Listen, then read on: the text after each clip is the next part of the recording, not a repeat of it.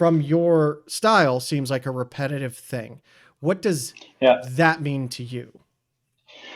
I want to avoid like these cliche wedding shots, so the very staged ones. And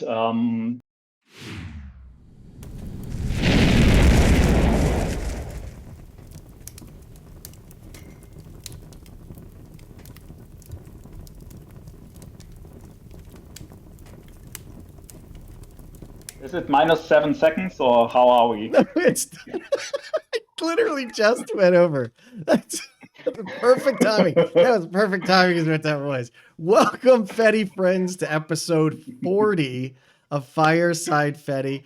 I'm your host, Ozone. Fireside Fedi is a show about folks within the Fediverse. If you're seeing this, you are part of the Fediverse.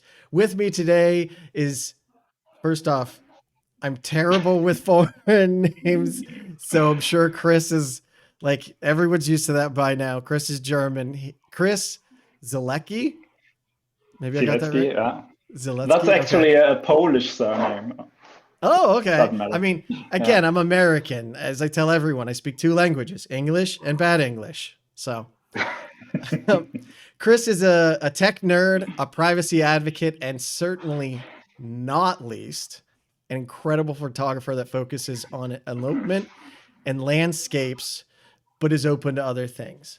Now, before we start, a word of warning to those watching the video version of the show, you will see graphical images of incredible beauty. If you're I not thought used, so go ahead.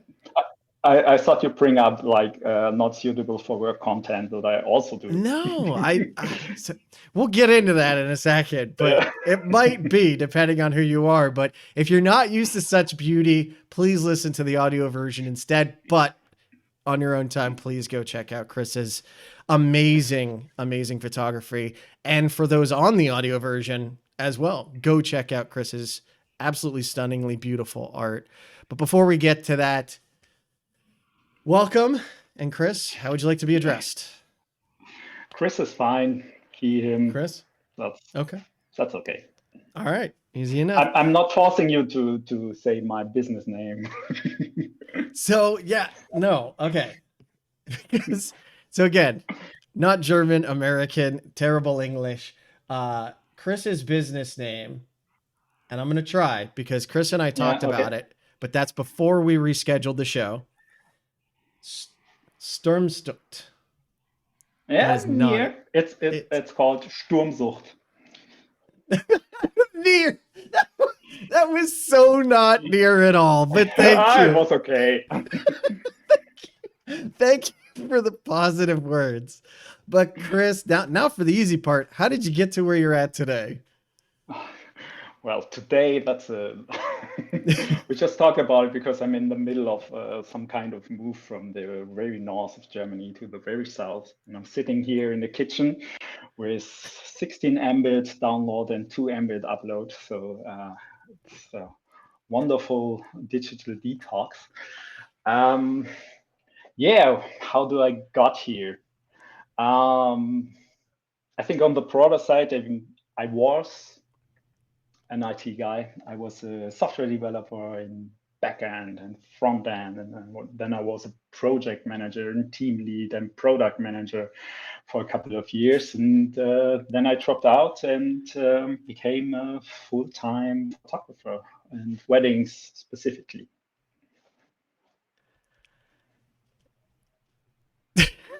So I have so many. There's like you. Oh wow. Okay.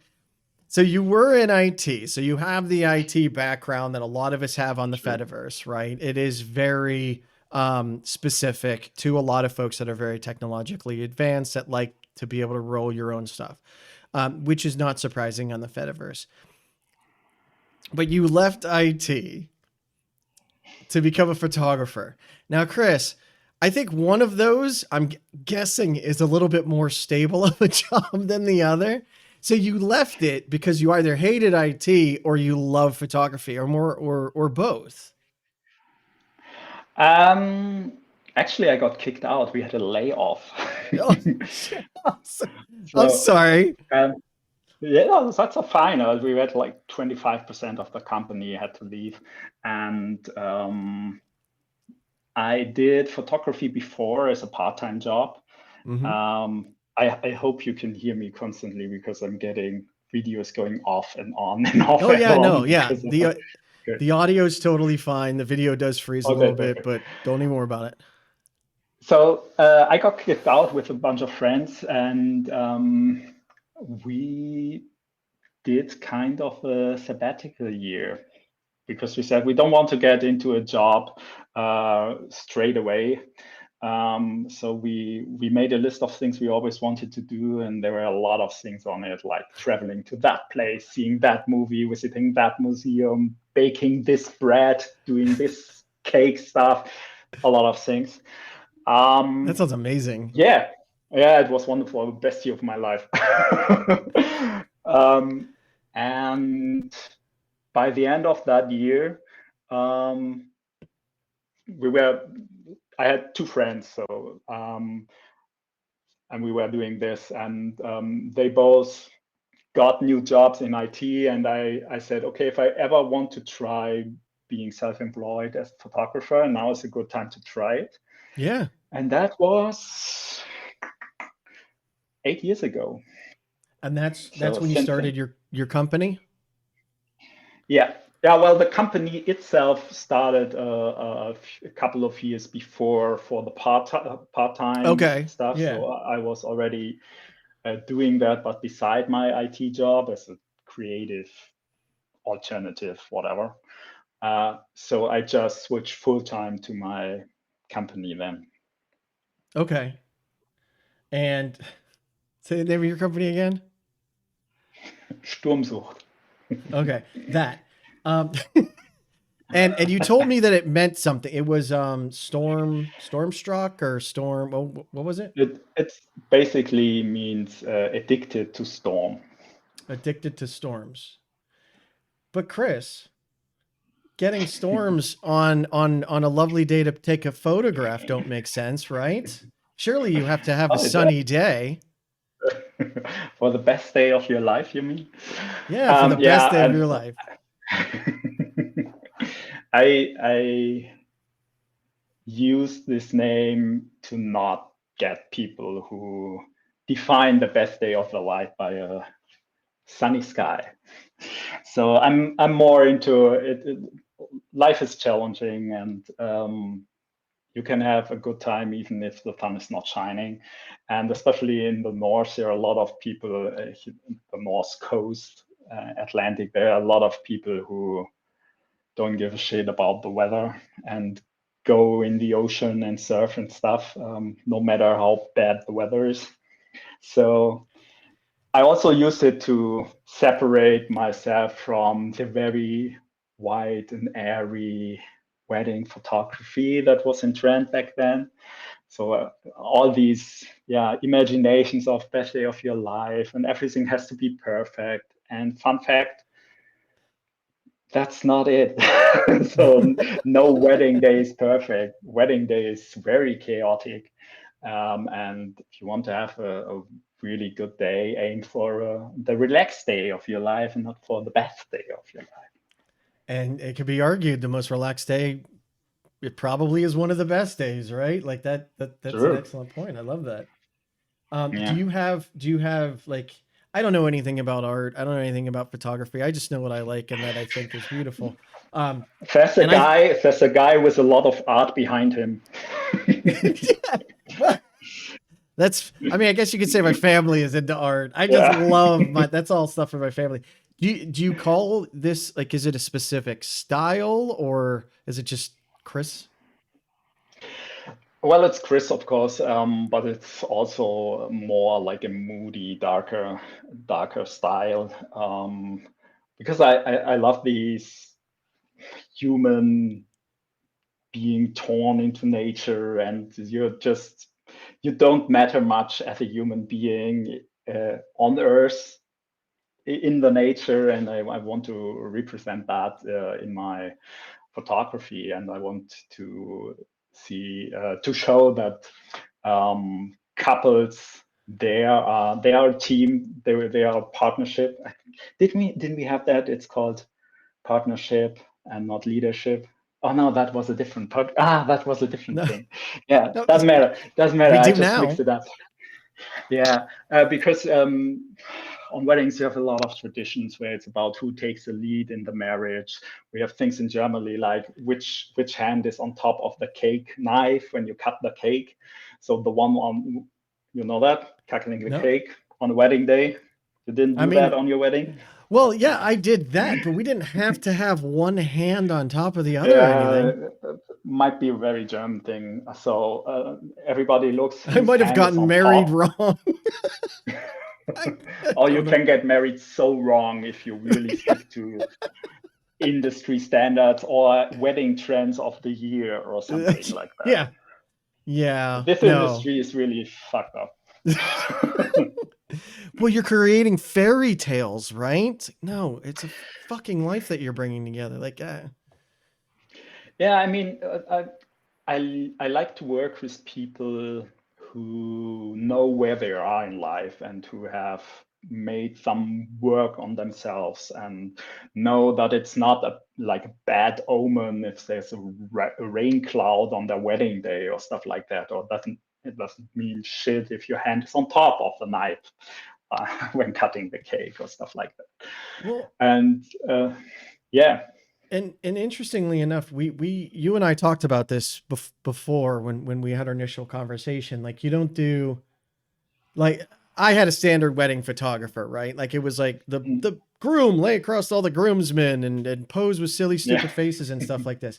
Yours are again very moody, but in a lot of them for couples, because as we talked about, a lot of photographers' primary income is from weddings, right? Regardless of whether you want to do them or not, if you want a sustainable business, that's probably where you need to go, at least for some. But it's interesting for the audio listeners. Again, please go look. A lot of them are pretty much everything is some kind of very interesting scenic piece. In one, you actually have, like, they're actually standing under a stairwell with graffiti on the wall, which is still beautifully shot. But the ones that I'm looking at now, there are, the bride and groom, and they don't even look at each other, or Mm. they're not even next to each other. They're offset. And that is a from your style seems like a repetitive thing. What does Yeah. that mean to you?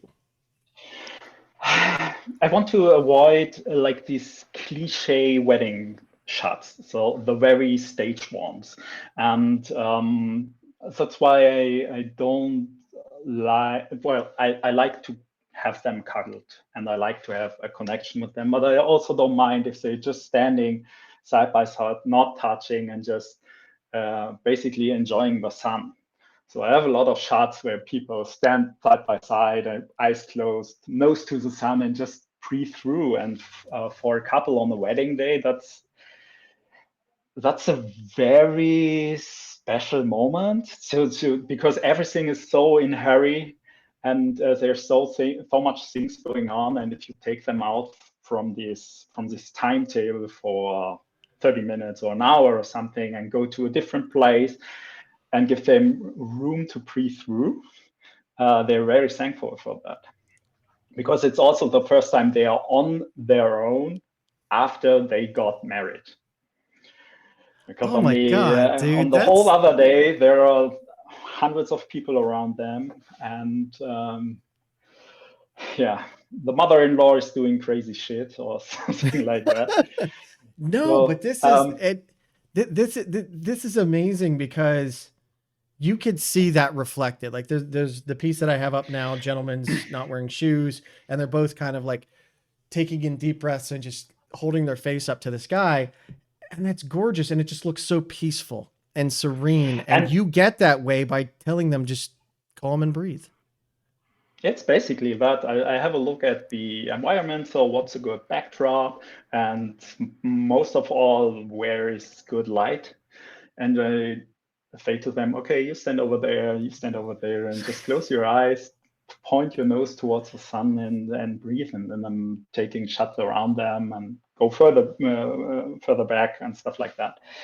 Um, Yeah, it's very nice for the couple, and I really enjoy these very silent things and calm things, especially if you have very rough nature or stormy weather or something like that, Yeah. because it's them standing there as a couple, as partners, and around them hell breaks loose.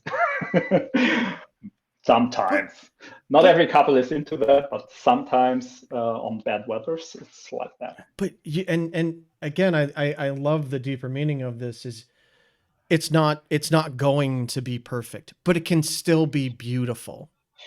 Yeah, and I mean, they are a couple and they are partners even if they don't touch themselves.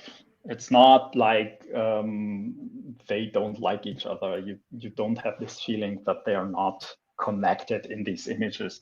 And that's a weird thing if you shoot in public areas, for example, and everybody has its own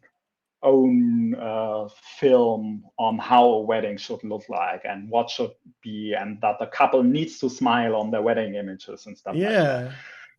And that's the most annoying thing as a wedding photographer, if you stage your couple. So if you take a shot with them and they're not smiling and they're not looking at each other and stuff like that, you always get some visitor dropping by and say, you need to look in the camera, you need to smile. No. And It's I don't there. go to your job and tell you how to do your work. And that's again, they have a specific, you know, as you said, you want to work with couples that are looking for something specific. Everyone goes into the wedding industry like my wedding has to look like this, and that is True. arguably less interesting and less unique. Instagram made that worse. Oh, did it? Oh yeah, I mean, um, Instagram made everything worse for everyone. For landscapes, for trends. I mean, there was, who was it? I think some lady from, was it from Chanel? I'm not sure. There was an interview with some lady in, I don't know, creative director, whatever. And she said that they had hoped that social media would bring them more diversity from all over the place. So with social media, you could suddenly see different trends, different fashion trends from around the world. Yeah. That was what I thought, but what it did was streamlining everyone into doing the same stuff, I and mean, that's it with haven't all the haven't photography. haven't they like listened to you know, like popular music? It all ends up sounding the same, or seeing movies like there's only a couple genres. Yeah, but I Like we mean, all before you had that, you took the internet as an advantage to get to know the world and get to connect with other people who live other lives and have other hobbies and do things differently. But social media more and more streamlined everything to be that one thing. And for wedding photography, for example, it's just rich, wide, and thin weddings. So it's everything has to be expensive, expensive, expensive. So, a person in the chat, Blender, asked, and I don't have a clue what this means, so maybe you can explain it first, but Yeah. you measure the horizon specifically to avoid Dutch angles? Yeah. So Dutch angles is if you take a picture and you tilt the screen like this. So that's a Okay. Dutch angle. And that was a trend years ago. It comes back now because the wedding photography now is very fashion, very editorial, very paparazzi kind of, like always flash in your face the whole day. And not caring about straight angles. And I love my straight angles. So I'm avoiding Dutch angles. Sometimes it's not possible. So if you're shooting like a big wedding, or if you're shooting while you move, you sometimes get a very nice image, which you can't straight because you lose a lot of context from that image. Yeah, but normally I'm not doing Dutch angles.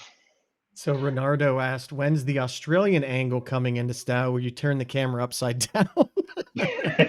Just take the monitor, turn your monitor upside down, and there you go. Anything There's could be. actually there's actually a technique where you use your phone to mirror the upper half to the back. So you have your camera here, and then you put your phone underneath, and the screen reflects what's on the upper part and shows it on the lower part.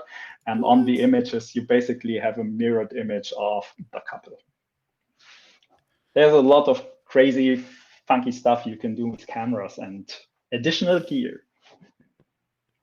I mean, yeah, whoa, that's fast. Yes, it is. Oh, it was a Dutch-German joke. Oh, okay. I didn't know it was a joke. I don't have a clue. But it's interesting because, again, I mean, I love your stuff. Originally, when you and I talked, I was saying like it's incredible. But not only it's interesting because the gentleman that's wearing the Iron Man mask, like that is a lot of fun. And it's still beautiful. And it's really amazing how you took that shot because your eye is just drawn to that piece. Like, right, the rest of it is, again, moody tones, darker. And then there's this bright red and gold mask. And it's just taken so beautifully and so serious. And it's like, that matters to them, right? You could instantly tell that was a big thing. Yeah, and the Iron Man wedding. So they had their wedding themed as a Marvel wedding. So in terms of every table had the name of one Marvel superhero. So you had Spider-Man, you had Thor, the Thor table, the Spider-Man table, and stuff like that. And there was pictures of them and stuff because they are totally nerds. And I was shooting there, getting ready at home, and the whole flat was covered with action figures and posters and stuff like that. And her wedding gift for him was, what's it called in English? Like the in Germany it's called Manschettenknöpfe. No. So what you do what's it called? When you have a suit and you have a skirt and cufflinks. Cornflakes. Are you talking about cufflinks where it snaps? Cufflinks. Cufflinks. Yeah. And I guess you could do it with cornflakes. Just don't get them in any milk. And she gifted him Iron Man cufflinks because they were huge Iron Man fans, and he had this mask on the wall.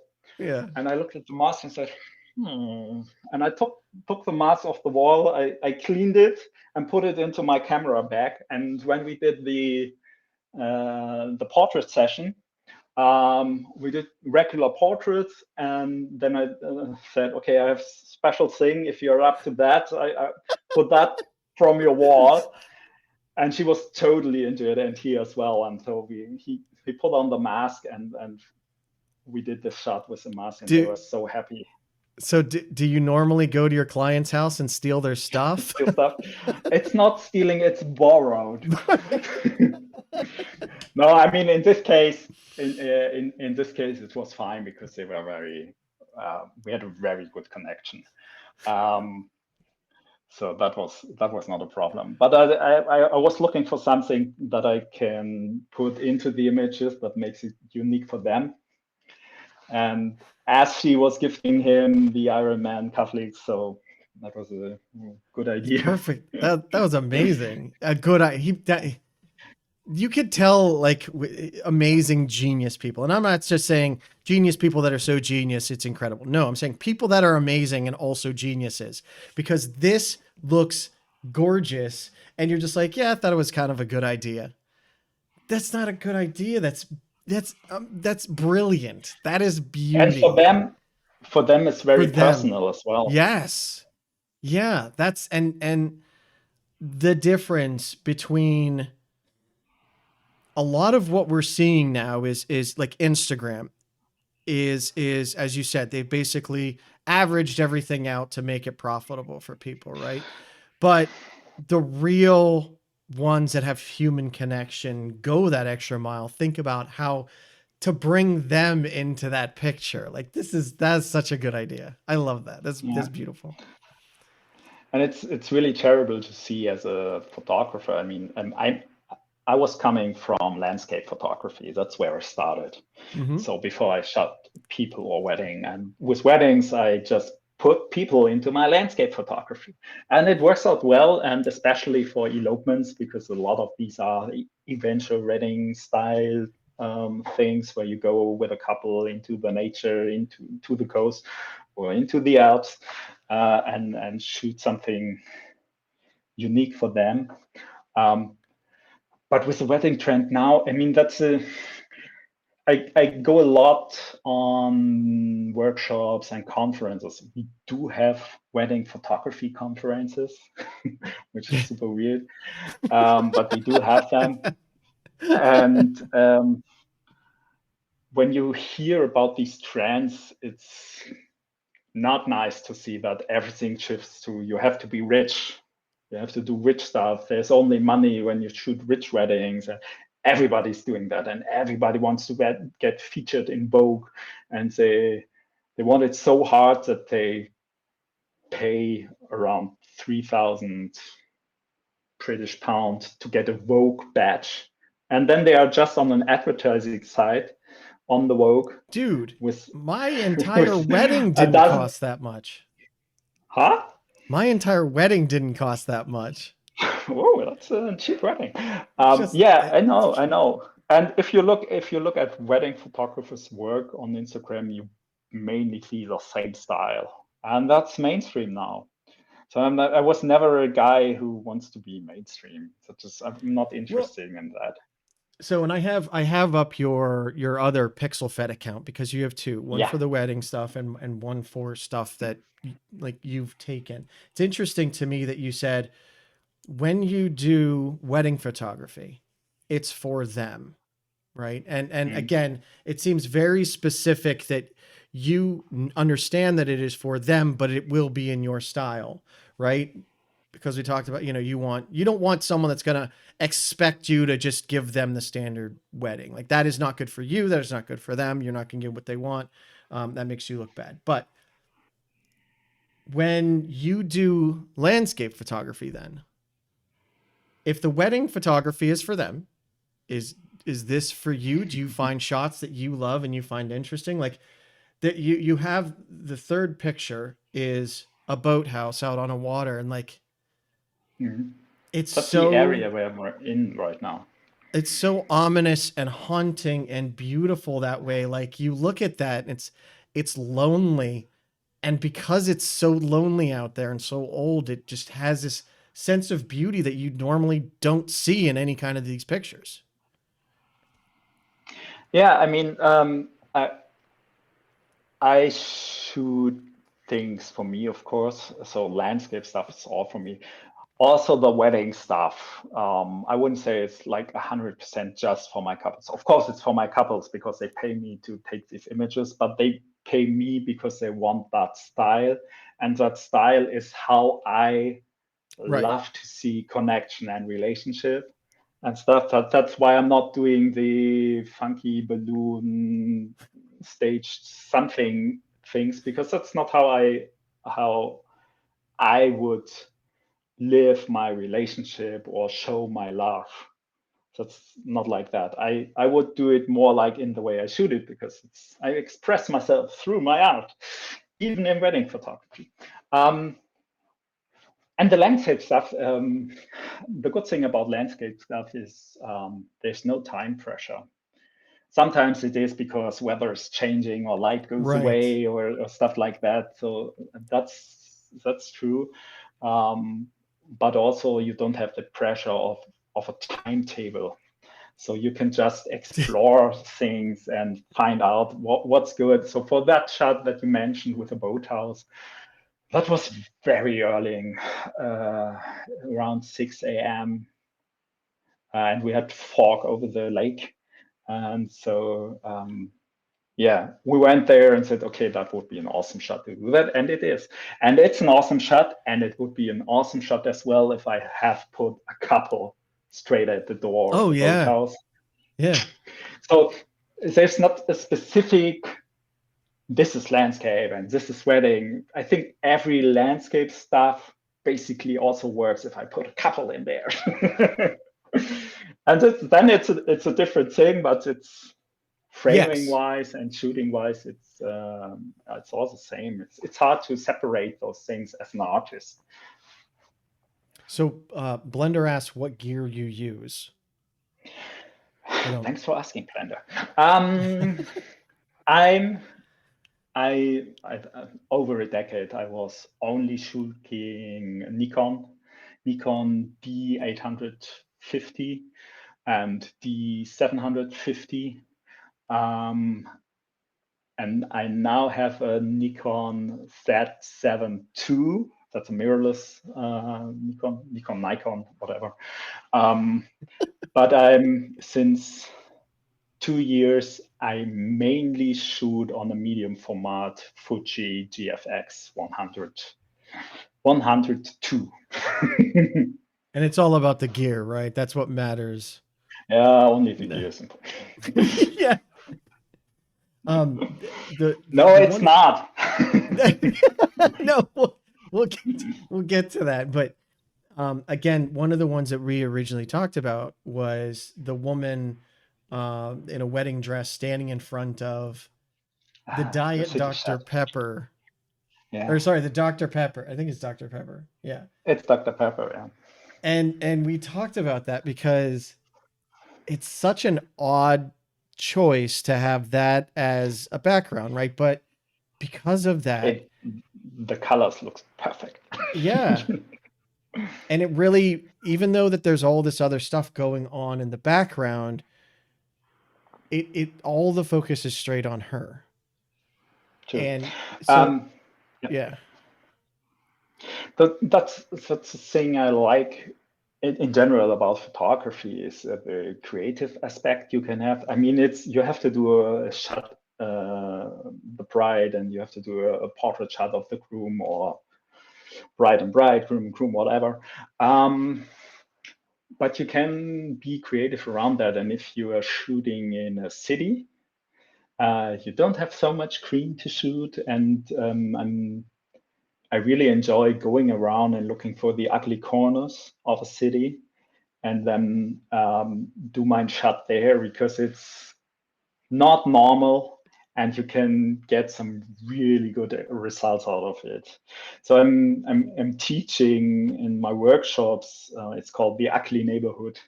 I teach wedding photographers how to shoot a really good, epic, whatever portrait of the clients in a not so nice environment, because as a wedding photographer, you can't dictate the time they get married or the location they get married. You shouldn't choose how they look. So and then you have to work with that, with these three components. And if they decide to get married at 12 noon, where the sun is on the highest point and the light is very harsh, that's not normally the light you want to have for a wedding portrait, but it's their decision to get married on that time. So you have to work with that. Right. Well, even, I mean, and you can do epic stuff. and you say, at least with scenery stuff, you don't have a time crunch, but looking at a lot of these, like and I'm assuming you're like every photographer, you hold the shutter and it clicks through a whole bunch, but a lot of these moments that you see here wouldn't have happened at another moment. Like you have one with a white fox just sitting there, or you have one with a spider web perfectly cast by the sun. Yeah. What that was a nice one. Early mornings are great. A lot of good shots. When the world is still sleeping, you can do a lot of great things. So do you have a favorite picture that you have up here, or a favorite place that you like to picture? I can't tell. It really depends. I mean, children, you can't pick your favorite child. Yeah, it's like picking your favorite child. Well, I do have favorites, but I don't have the most favorite one. It also depends. Is it a nature shot? I mean, like the boathouse is definitely one of my favorite that I shot recently. But I also have wonderful images of Svalbard, for example, with snow mountains and icebergs and stuff like that. So you can't compare these two. And I have wonderful portraits of people that I really, really love because they look good. The image is great, and also there's always a personal connection to that moment where you shot it. Well, and it's so. Before I go into that, Blender asked medium digital or medium film. Oh, medium, as Medium. in what medium do you use? I was thinking like large, No, small, medium. Like, what the hell is that? so you have in photography you have different sensor formats, and the digital format is large form. No, the large format in digital is basically that you have with film cameras back in the days. That is called large format in digital, and then you have medium format, which is larger than large format. I know it Oh, makes no sense. And I shoot digital medium format. I don't shoot analog. I would love to do, but it's fucking expensive. so you Film is shoot. so expensive. It's wonderful. It's really wonderful, and it's really a very thought through process because you have this roll of film with so many images. You can't just burst the trigger and see what works. You don't do that on a digital medium as well because the file sizes are just huge and processing is a pain in the ass. But yeah, it's digital medium format. So are all of your pictures or most of your pictures, or where do you stand on this? Like, do you do post editing with them? Yes, all of them, because I shoot in RAW, and with RAW you just basically collect all the images that the vendor gets, and then you interpret what's the color of that blue, what shade of blue is that, and how is the contrast, and that's part of the photography process. Because when you shoot JPEGs, the camera makes a decision for you. This blue looks like this and not like that blue, and this contrast is like that. That's Oh, why you wow. can. That's also camera like smartphone. It's the same. So you can Well, adjust this with filters and stuff. But what they are doing is basically putting presets on raw data and interpret it for you. And with the raw format, you have to do it by yourself. so how do you come to that conclusion then? Because even your monitor is going to show a different color than your printer. Even one printer next to another can show different colors, right? Like there is Welcome, no, how the hell do you welcome, manage that? welcome to photography cell. um, I have I have a 2,000 euro monitor that is calibrated for stuff like that. I don't do own prints, even though I thought about it a lot. But also, it's the cost of a printer, of a good, really photo printer, are also huge. So yeah, you have to work in a perfect calibrated setting if you want to be serious about that. And let's say you try to get as near as you can. It also depends on what kind of photography you do and what kind of clients you have. For weddings, wedding is not a studio production. It's basically documentary. So everything, there's always something going on. You can't direct the light, you can't direct the people, Sure, right. Yeah. only in small, very small portions. And then nanny is running around and the kills are running around. So you're basically documenting this whole day. Yeah.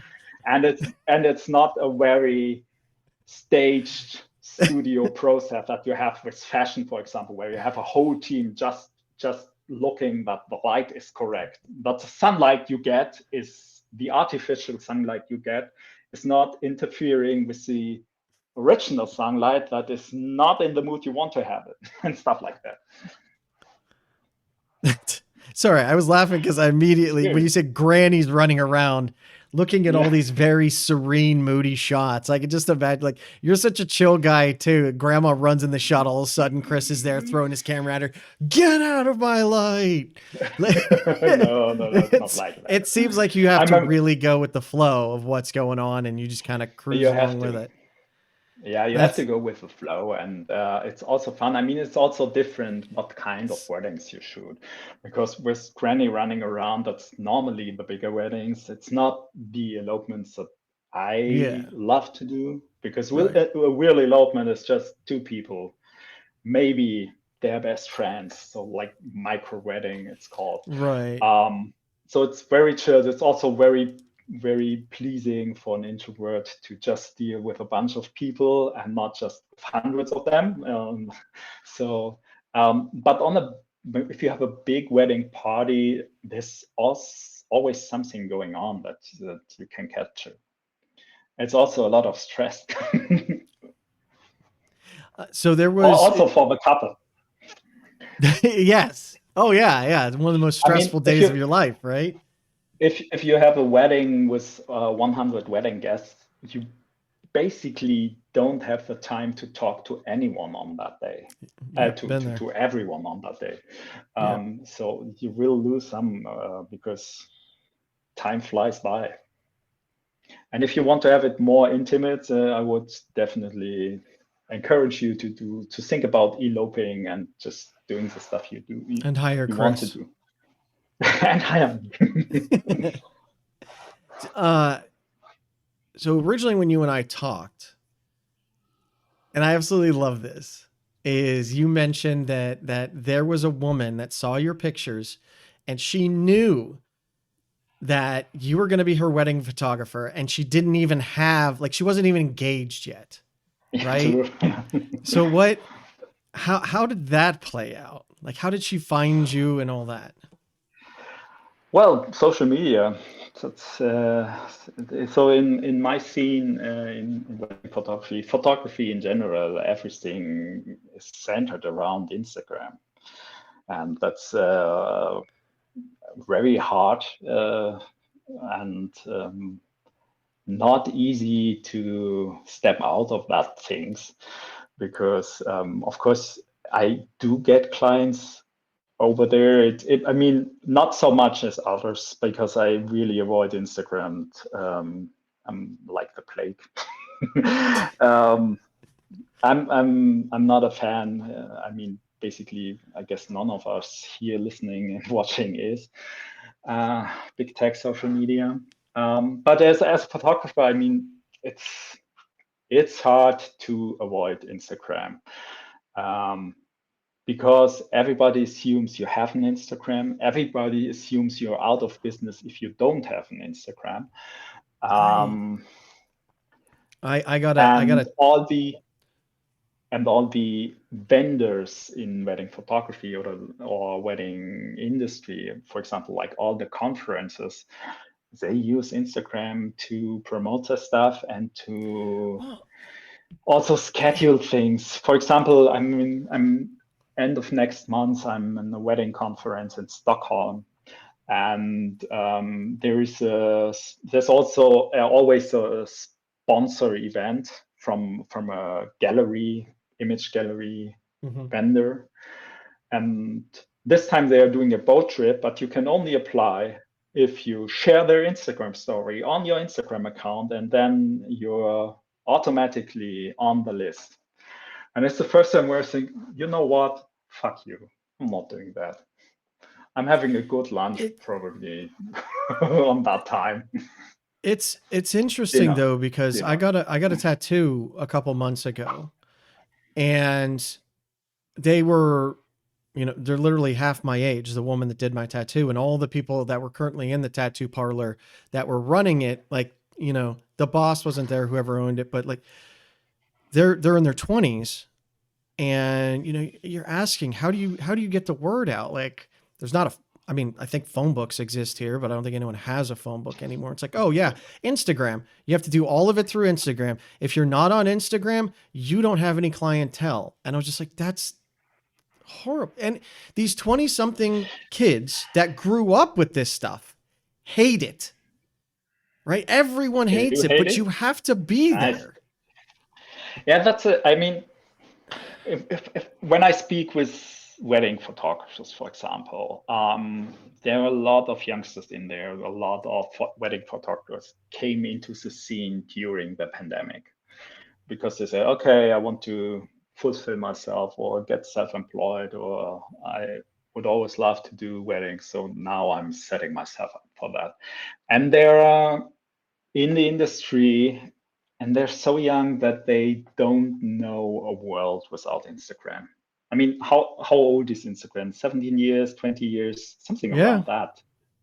It's over a No, decade, and definitely. it's crazy to think that's like if you grew up and you only had one store that existed anywhere, we wouldn't allow that, right? Like one platform to control everything is a It's called massive WeChat. problem. it's that's and it's amazing, but so we all know that again, as you said, we're here on the Fediverse because we're wholly against that kind of thing. Couple questions for you because everyone's still on Instagram, right? Everyone's still on Facebook, everyone's still on Twitter or whatever. You've specifically come here and still have a foot there, but you've come here because you want to own your stuff. I would assume. So if you want to say why did you come to the Fediverse? Do you actually think that not today, but in the future, it could be the answer to something like Instagram? I'm also honestly at a point where I don't care. I'll do it because I enjoy it more to post my work in the Fediverse than I do on Instagram. Can I ask? And Can I I ask have a why? yeah, you can. um, I was never a Meta fan, a Facebook fan, an Instagram fan because I have a big heart for privacy, and I was a privacy besides being IT whatever. I also was a privacy a data protection officer in my company Oh, back then. So I always think so. Okay, if you want to keep your stuff private, you should have the right to do that. And it's it's not the case with social media anymore. Um, and I really don't like fascists. So using Instagram was getting harder and harder, especially at the beginning of this year. But honestly, I'm struggling with Instagram since don't know 4 years, so 5 years now. but And do you think it's a cultural feeling? Because it seems like Europeans are much more open to something like the Fediverse, but also mm, all of the companies that are big tech basically are all American. I mean, we see TikTok with China now, but they're essentially all American. Do you think there's something cultural there, or is it just a Chris thing and most people in Europe actually don't really care? I don't think it's a cultural thing. I mean, it's we got educated by big tech social media to use social media as it is right now. So Yeah. when I really got into pixel effects, for example, I was posting like I did on Instagram. So looking at when should I post it, what should I post, stuff like that. And then I was, there's no algorithm. It really doesn't matter when or what I'm doing. I can just post the stuff I like whenever I want. And guess what? The people that follow me can see my work. And this is one of the major things I really hate about Instagram is at the beginning, I mean, it's the enshittification process. We all know it. At the beginning, your followers saw your stuff and you got a lot of comments and likes and whatever. Yeah. Uh, and then all Well, the monetization kicked in and you had to pay for ads to get seen. And it's well, just not worth my energy. I well, mean, and it's a game, right? It's a game on big tech on how do you get exposure, and that there's so many people. It's like, well, on the Man, Fediverse, there's no way to get exposure, and it's like you get exposure by being a human being, showing your stuff, talking to people. Like, I I'm a think that's gamer since the 80s, and this. this is not a game. This is this is capitalism. So It it's is. pay to win. It's just pay to win, and really with the changes at the beginning of this year, I was fuck it. I'm out. I'm not doing this anymore. I can't put energy in this process just to pretend stuff and do stuff and spending hours of my daily life into social media to maybe get picked up by the algorithm or change my work from photography to videography, because Instagram is not a photography platform anymore, because Zuckerberg couldn't buy Snapchat and couldn't buy TikTok. Now he's doing his own video stuff. And that's not me. I don't want to change, especially the art aspect of my work. I would love, it's not that I hate video. I would love to try video and play around with it.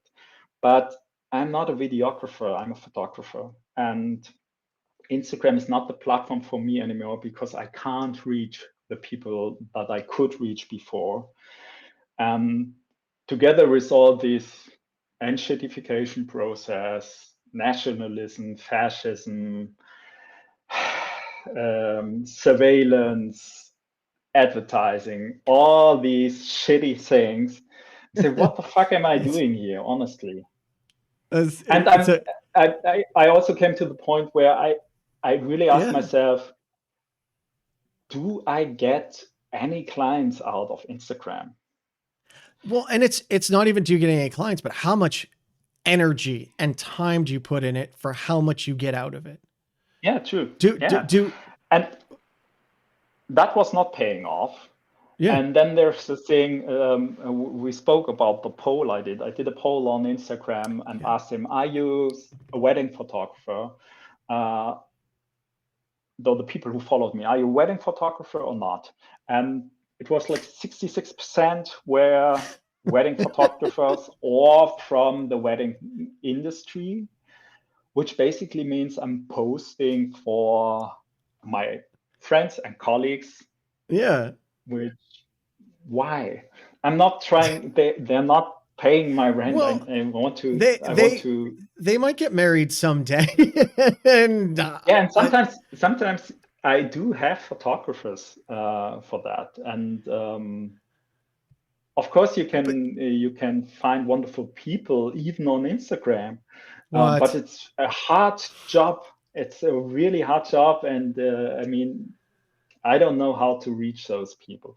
And for the girl you said, who said, okay, I knew I want to have you as a wedding photographer before I knew I want to get married. That's wonderful. That's the best client you can have. So because it's very pleasing for your artist's heart. And everyone wants to have that client who wants specifically you and not just some wedding photographer. So that's very nice, but it's also rare. But that right there, that is the power of social media. And I've told people before, like, true, everyone hates social media. And I said, no, you hate the platforms that you're on. Social media is not going anywhere. Social media is here to stay. How do we bring it back to the social part of it and not, again, playing the algorithm to get that one person, you know, that's going to book you for their wedding?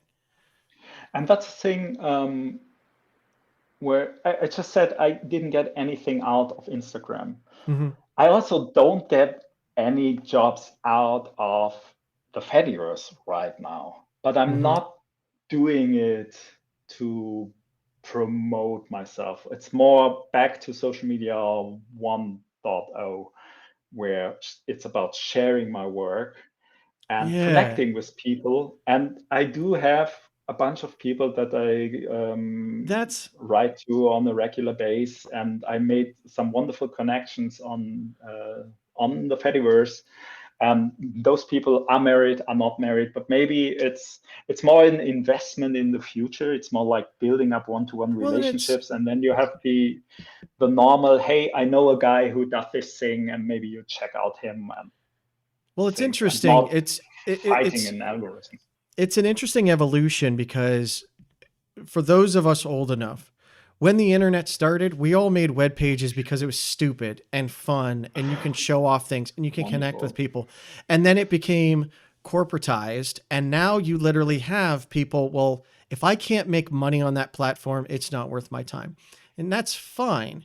If you're looking for a job on the internet, it makes sense, right? I think that we're of an age where we're looking for people on the internet to interact with, to build relationships with, to enjoy and appreciate things.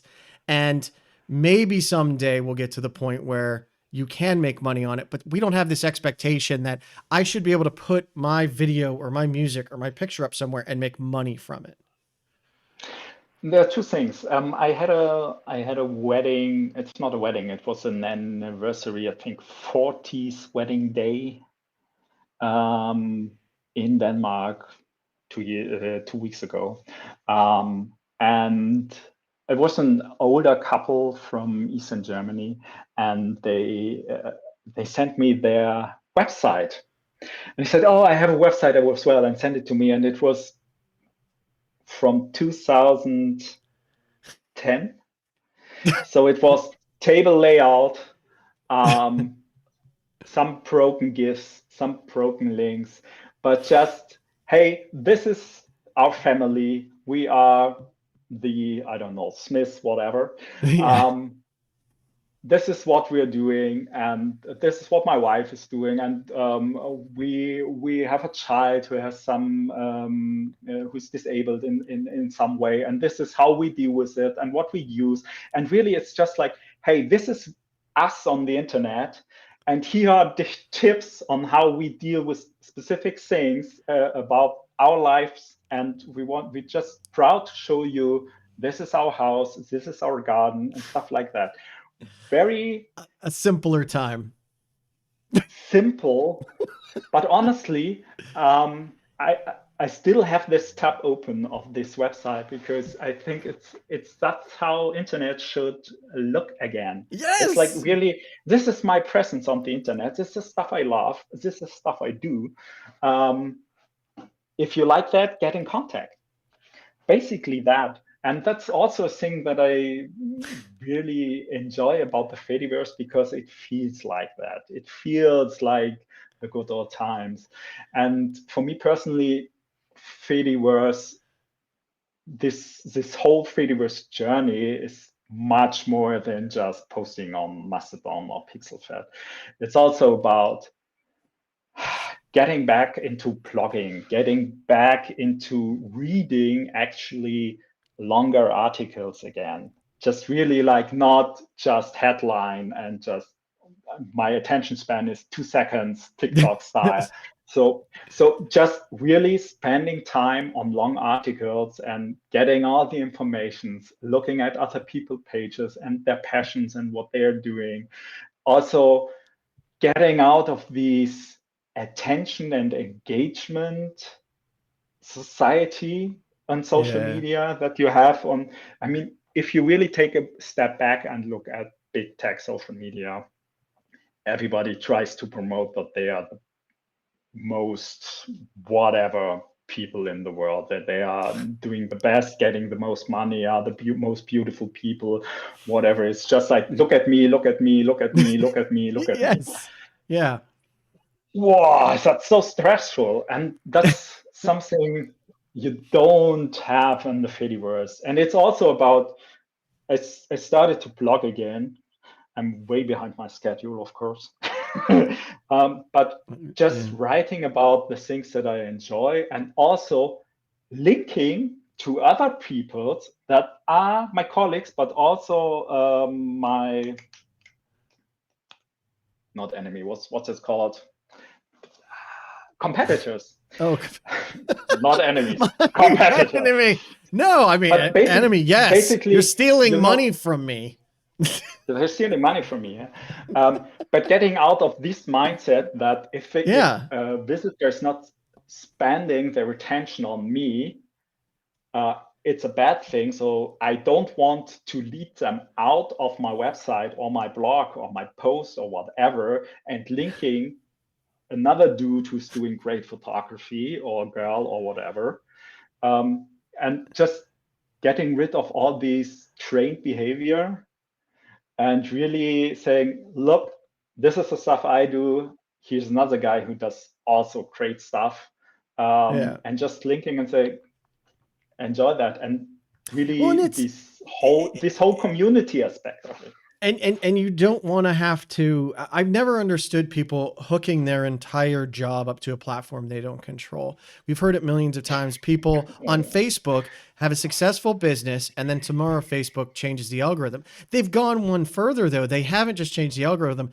They've changed the entire platform, as you were saying, right? Like you're a photographer, and Instagram has become a video site basically now, and it's like, my entire livelihood could be washed down the drain because tomorrow Mark Zuckerberg wants nothing but pictures of his own asshole or something. Like, it can happen. It's ridiculous. Or imagine the platform turns fascist. No, would it ever? One man that's in control of an entire platform could lead that way? Are you sure? No, that's probably not going to happen. I mean, that I really had discussions with my local wedding photographers group about that when Zuckerberg said, "Yeah, fuck it, Heil, whatever," and now like all the community rules and hate speech stuff is gone, and you can do whatever you want on my platforms. Well, but and people. In countries like Germany and around Europe, you don't have, which in the US, we don't actually have full unfettered freedom of speech, as people like to say. There are specific things you cannot say. But in Europe, those are much stricter laws. How the hell does he get away with that there?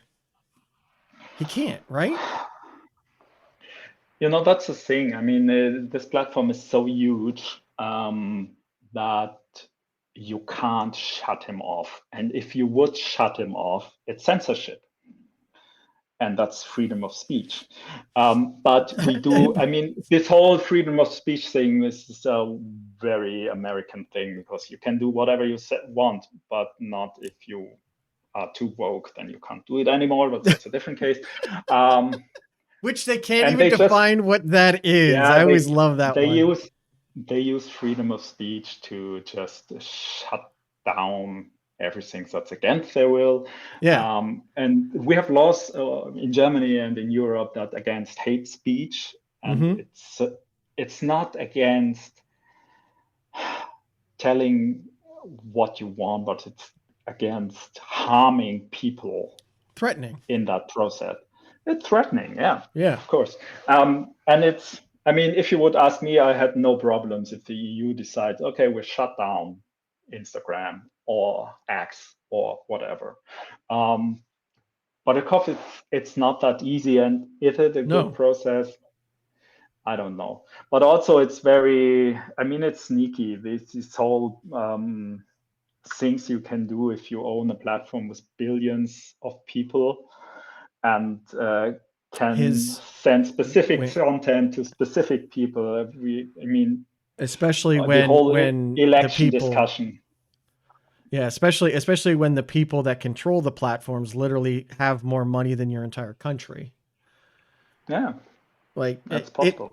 I don't know about Germany specifically, but there are, you know, these billionaires in the world that literally have more money than whole entire countries.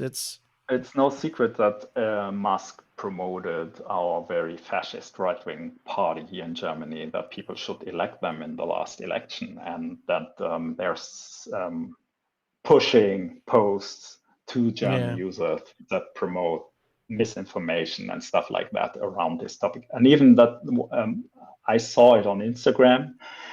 We had an election here in Germany at the beginning of the year. Yep. And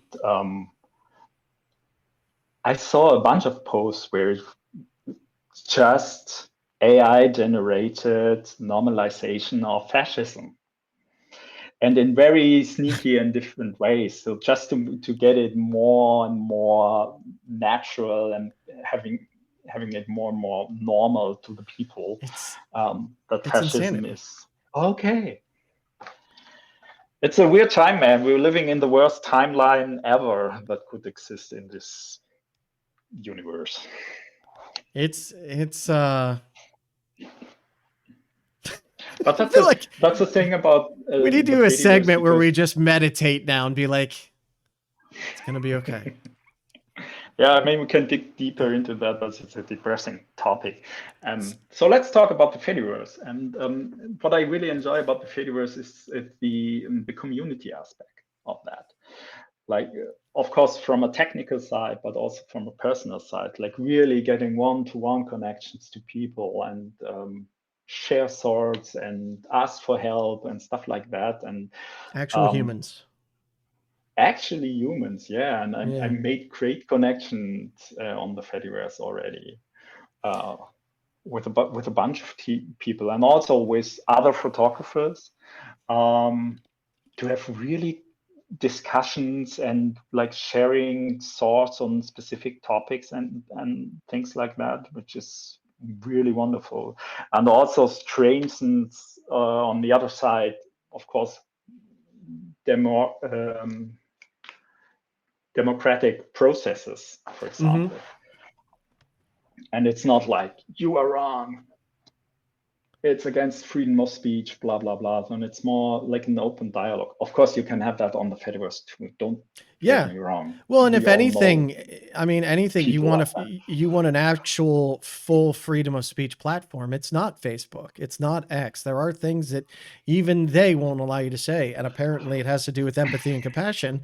But even on the Fediverse, like it allows you to say whatever you want. That doesn't mean everyone has to listen. That doesn't mean that you won't get blocked, but That's a good thing, because I really don't want to hear every shit from everyone. yeah, no, I agree. And there's a lot of shit that I don't want to see that, you know, others might want to. That's fine. Blender has been asking, and I have no idea what this means, but I have to That's ask my because favorite asker. Blender, go. he is. He's your biggest fan on this show right now. Is Chris related to Peter Stormare? I don't No. even know who. There you go. All right. So one of the things we actually met at Fedi Forum, Sure, and yeah. I hope you're going to the next Fedi Forum that's coming up next month. I don't have a ticket yet. Go get one. Yeah, I know I should get one, but we talked about this before. Basically, the next free date to do these interviews somewhere in January, maybe. I don't know. There's a lot of things on my plate right now. A lot of things are changing. But it's interesting as someone that, I mean, you do again have a background in IT. You're very interested in privacy and things like that. But now your full living is as a photographer. What interests you even going to Fedi Forum? Were you looking to have a conversation? Were you looking for something out of it? Or are you just like, hey, this sounds like something to do? Kind of everything. My personal feeling was that Fedi Forum definitely was very techy. So we had some discussions that were more for normal users, air quoting here. Yeah. But of course, I mean, Fediverse it's the early adopter techie playground.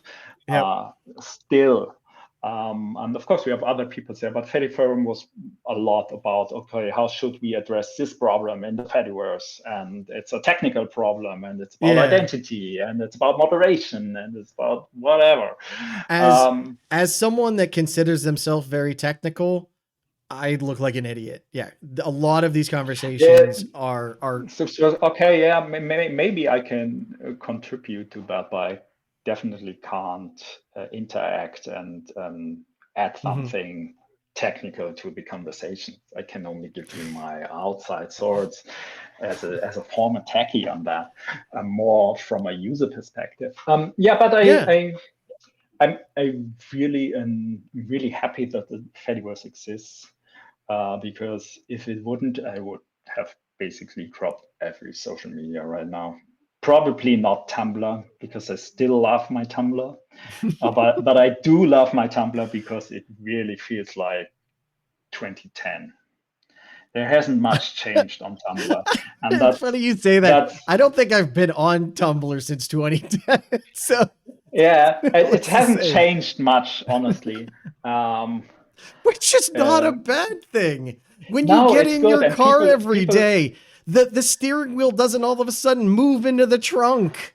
There's nothing people on wrong with Tumblr really stability systems. appreciate that it doesn't change so much. Of course, it's a commercial platform, and maybe Matt at some point will integrate ActivityPub. But I think what was it? They are trying to rewrite Tumblr to work on AT Proto. WordPress basis. Oh, yeah. If they On do WordPress basis and have the activity connection through that. And I think there's one Tumblr account, which is a staff account, who's already federating. Oh, But wow. I might be wrong. Yeah. No, So, and I that's think so. Yeah, I'm very happy with the Fediverse because it strips away all the bad things from big tech with algorithms and ads and surveillance and whatever. And I'm very curious where it will lead in my business journey as a photographer, because I also run a small community of wedding photographers who are also not very much into mainstream. And I was thinking about, maybe I should set up a PixelFed server, or maybe a Mastodon, or honestly, it would be Bonefire, but who the fuck knows how Bonefire is released and how it works, but it looks amazing. So yeah, you so actually I'm reminded always, me that I need to get it in. I've tried twice to get it installed and I've had issues with it. It seems amazing, but the developers I've spoken to them and they've given me some docs. It's just I need to get time to do it, and that's actually the hard part with family and 2 little kids and work and all that. But yeah, I'm gonna do that too, because Bonfire seems like here are the basic components and then build what you want to build on that, or like it sounds amazing. They're working on it. I could say this, that they know that those are stressful things and they are working on those. And I would really love to have my ghost blog to be my one Fediverse instance, where I can just like share everything long and short. And they did the first steps. There's a bunch of things that really need to be addressed compared to Mastodon, for example. And that's how it should be. Your cell phone doesn't only call cell phones on your network, and then you need another cell phone for another network, right? True. Like I just had on Julian Lamb, who is the co-founder of NodeBB, which is a forum software that has ActivityPub. You should be able to have your social means through any front end you want. This we control the whole thing is bullshit. Yeah, true. So I'm really enjoying this journey, and I'm trying. I just still need to find my way to how should I organize things around my business and my business in the Fediverse. And should I, for example, I have 2 PixelFed accounts at the moment. One is wedding dedicated, and I'm really wondering if I should keep that up or integrate it in my personal PixelFed account with the landscape side, and then kind of doing that more or less. But that's always the thing. The separation between business and private thing is also good. Yeah.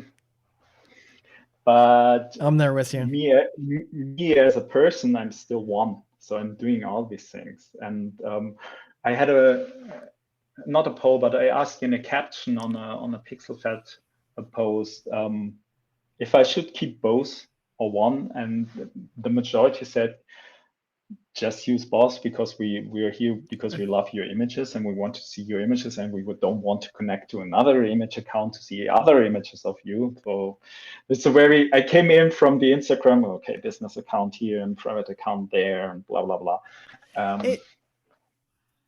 I'm not sure on the Fediverse because it's this one-on-one connection, and people hate advertising on the Fediverse, and I really can understand why, because I hate it too.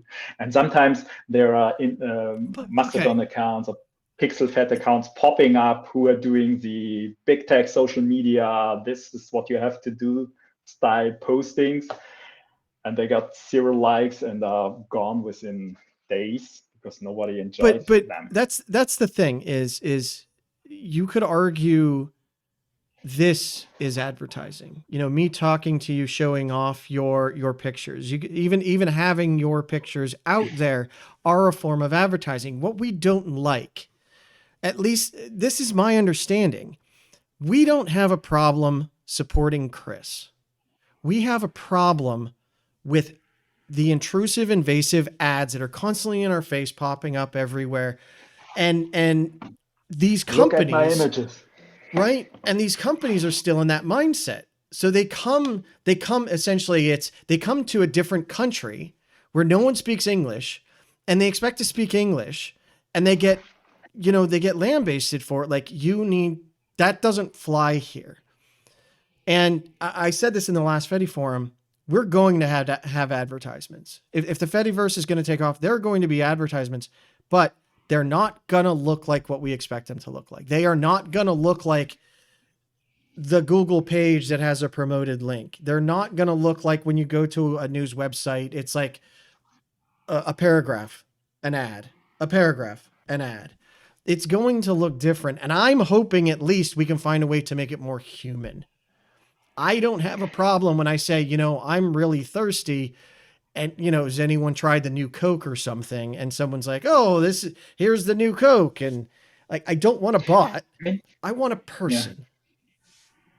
Yeah. I mean, it's really, it's about the personal recommendations. It's still the thing, even after 30 years of internet, kind of, that if you want to buy a product, you're looking at the reviews. Yeah. Of Amazon or whatever service and see, is it good or is it not good? And we are still looking for other people who have experienced something with the product or the service, and see if it's good or not. And you don't want to be bombarded with personalized ads. That's the value. And I'm really wondering, I'm of course not so much into oh God, I even forgot the name. What's it called? The X from Facebook. Threads. Oh, Threads. Yeah. I'm not so much into Threads, but I read at some point that they're going to introduce ads, and I was wondering, are they federated? I don't think Probably they not. are yet. Yeah, I don't think they are. Supposedly they're still working on it, but I don't think that's a priority for them anymore. But I don't know. I won't use Threads personally. No, me neither. I skipped Twitter when it became X, but I never used Twitter that much. I'm really using Mastodon a lot, which is weird because I was not into that short type text, whatever thing before. But I really enjoy Mastodon, and I have great discussions there also with other photographers when it's about. There are a bunch of photographers say they don't want to post their stuff on PixelFed as an Instagram alternative. They love to have it on Mastodon because then they can have discussions there and show different kinds of work, and it's not just image, because they can show more. They can speak more of the stuff they are doing. Well, and again, I think that's the strength of the Fediverse, right? Is a platform can meet you where you want to be and still tick off all of those. And now, even if that client changes, you can go to another client and you're still you. People can always find you as long as you have that address. Yeah. So That's yeah. All right. Well, now for the real reason I asked Chris here is to give him an opportunity to win a prize of a lifetime. Yes. Our prize today is a weather creating machine because Oh, nice. all of your shots are very moody, so I'm sure it would help to control the weather. I thought about just getting you, making it sunny all the time, but again, that doesn't feel like it fits the vibes for your shots. So, weather machine it is. You ready for the quiz? Are Nice. you ready for the quiz, Chris?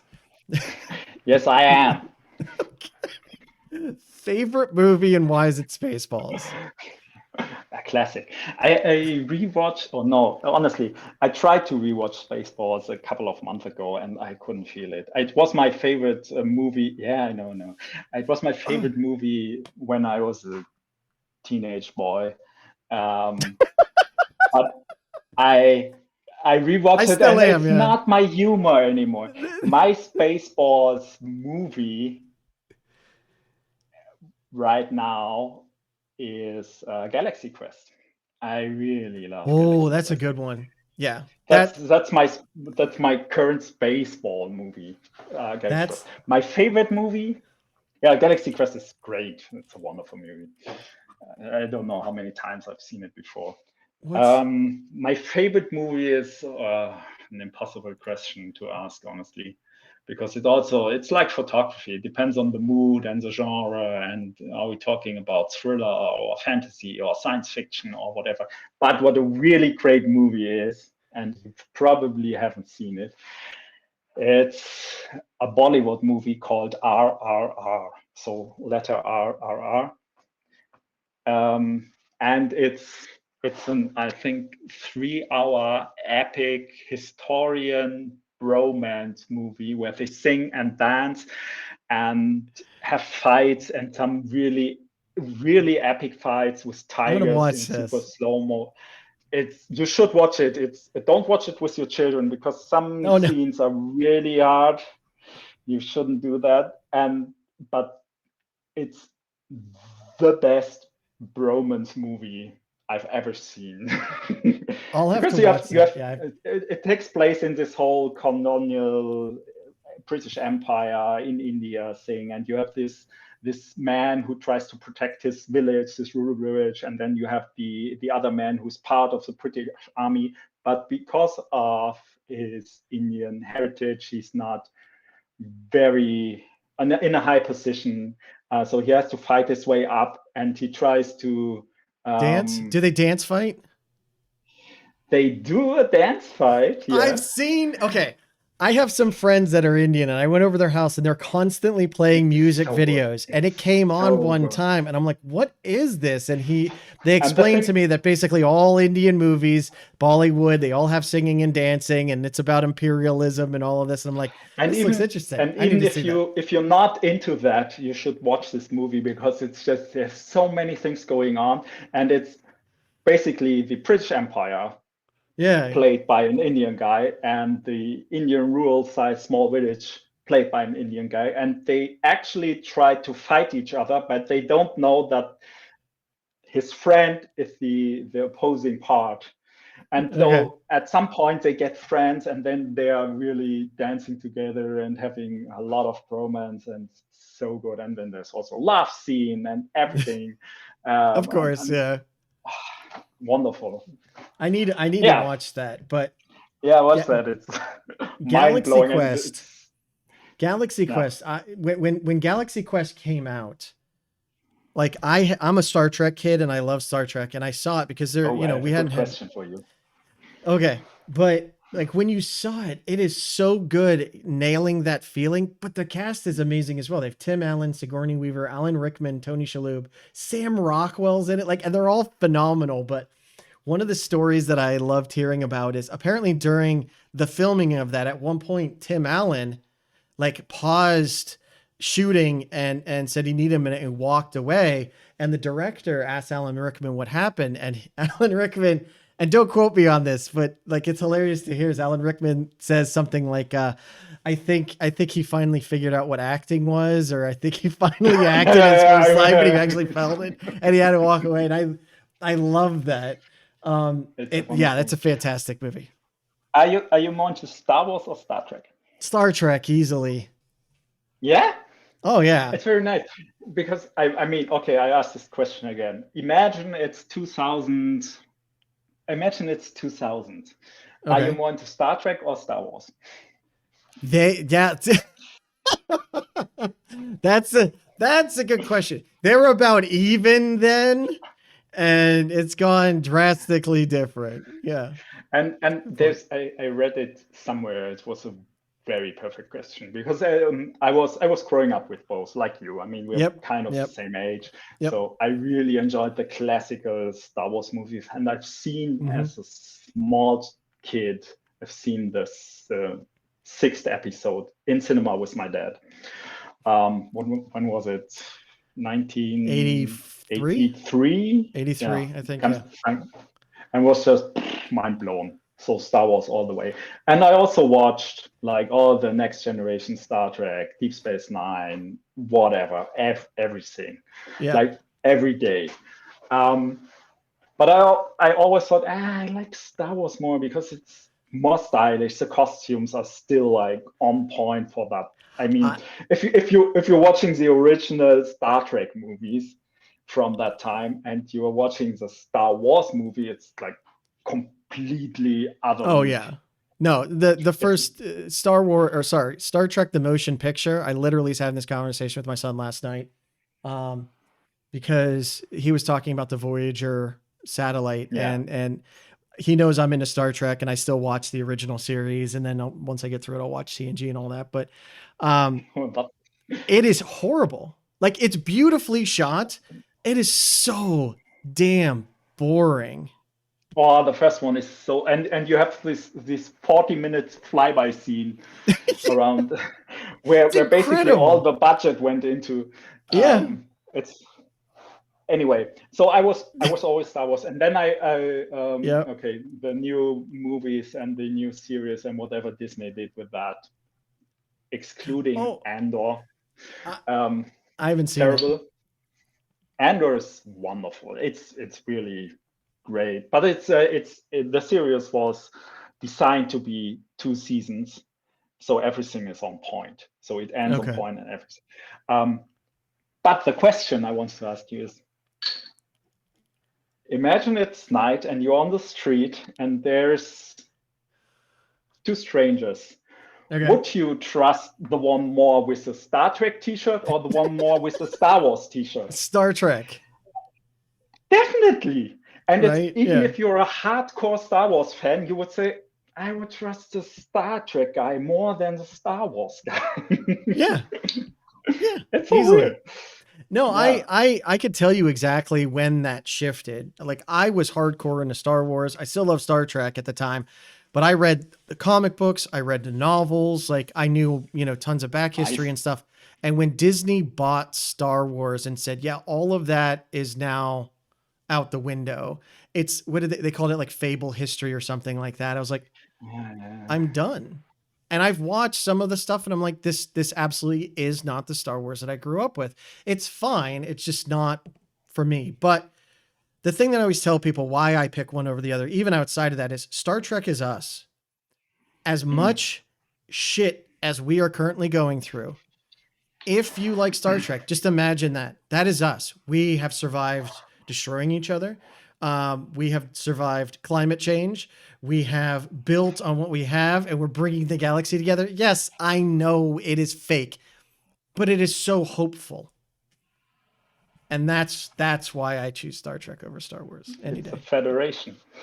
It is a Mhm. federation. And I wish I had that. Like, I have this shirt on now, but I have the shirt from Leo that says the United Federation. Yeah, yeah, yeah. of the Fediverse. Yeah. Yeah, yeah. Yeah. And I love it. It's I love wonderful it. shirt. Yeah, Yeah. true. All right. So next question is cumulus, cumulonimbus, or stratus? Oh God. I like Spaceman, Stratus. Stratus? Okay. Mhm. Just because you like, well, stratus cloud, these are all clouds. Yeah, no, but Stratus is higher. actually wasn't looking. So, well, maybe my picture is wrong because So I we don't looked remember. up. So what was it? What kind of cloud was that? That's They're really good. like low-hanging, fluffy, dispersed The clouds. stratus clouds are the low-hanging ones. Yeah, cumulonimbus. Those are the big towering columns. Yeah. Um, that definitely means storms, but it Yeah. also means danger. If you're in the mountains, stratus are fine. Okay. All right.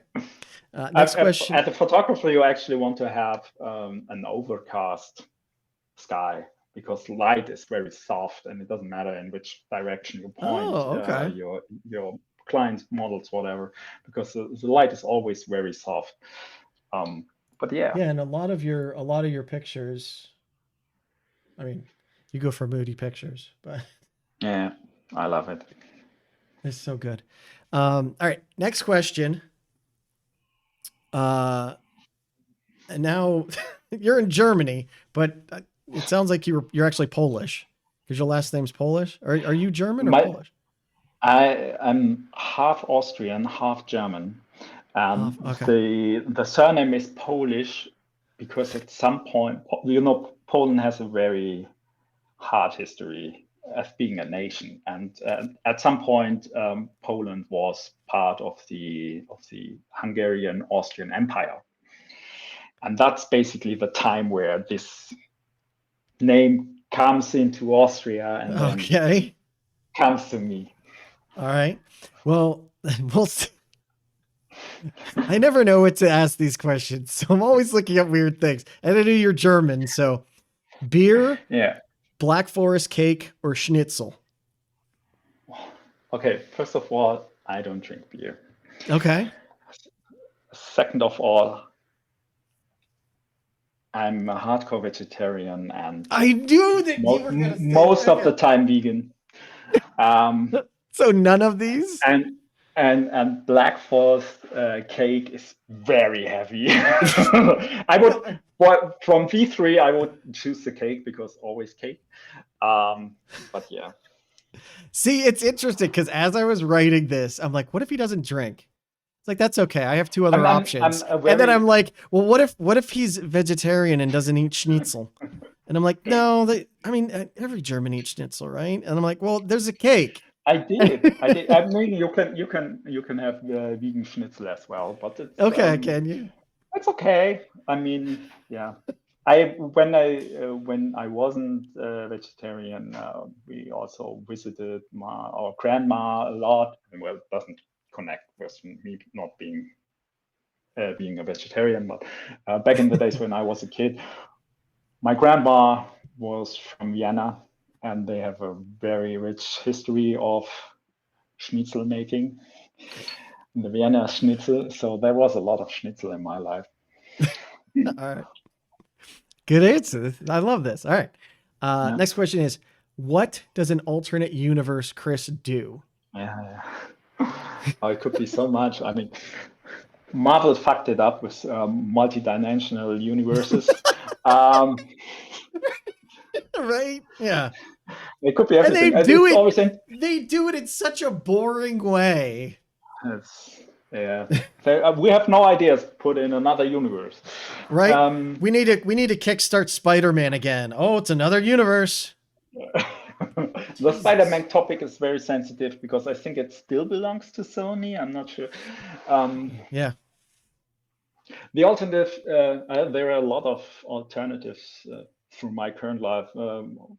One alternative has better internet right now, is in the same place, living the same life. Hey, the other one has better internet and more money. I was also, I should lead a rebellion against the empire at some place in some universe. That would be great. That would be nice. I probably had bought Twitter at some point and made a very woke Mastodon platform out of it. So yeah, there's a lot of opportunities in multidimensional Chrisiverse. Yeah. Well, I reached out to an alternate universe, Chris, on my alternate universe phone. Don't ask how it works. Yeah. Well, no, it takes on different shapes. So this is Oh, right yeah. now. It's my alternate universe phone. Yeah, it's Yeah. Okay. Okay. Fine. don't worry. It's very technical. It's more technical than the Fediverse, so you don't want to get Yeah. into it. And the alternate universe, Chris said he was a photographer. Oh wait, sorry, I read that wrong. He is a photographer. So he takes a bunch of photos and he puts them all in a graph. I don't know how he does it. I don't know what it's I by. This actually is did that. the best I could get. Did you? Yes. Okay. How did you graph photos? Like color? I don't know. I mean, you can do a lot of stuff with images. Saying it's a And real thing. also, I mean, there's so many opportunities with doing double exposure, stitching images together. It's crazy stuff, man. All right, cool. I literally didn't know where to go with that. So No problem. thank you for picking it up for me. I appreciate it. Next question is analog or digital?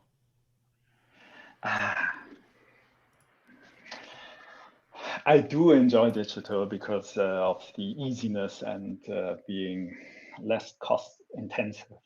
And especially for learning, you can get much easier. You can make much further steps with digital because you don't have to process this thing.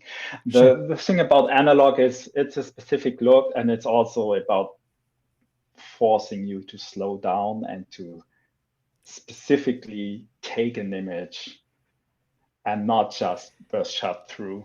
And See, I love that. I know photographers who try to achieve that with digital. For example, they just take a 16 megabyte SD card in their Oh, camera it forces them. for a holiday trip, Yeah. and then they get, I don't know, a bunch of shots. Depends on what settings you have.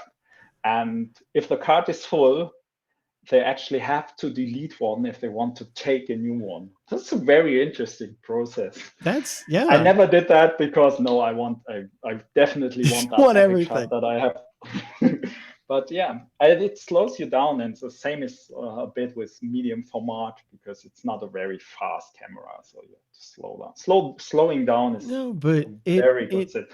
it forces you to I like that because it forces you again, like analog is you're very limited on what you can do. So you have to be very mindful. Is this shot how I want it?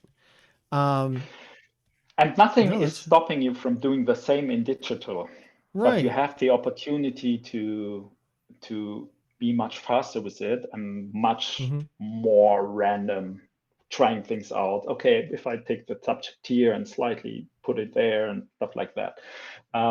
Yeah, I think mindfulness is a huge topic. Oh yeah. You should do more of that. Yeah. Everyone should do more of that and meditate and remember, you can only control so much. So Yeah. all right. The last question, as usual, will be sent to Chris telepathically.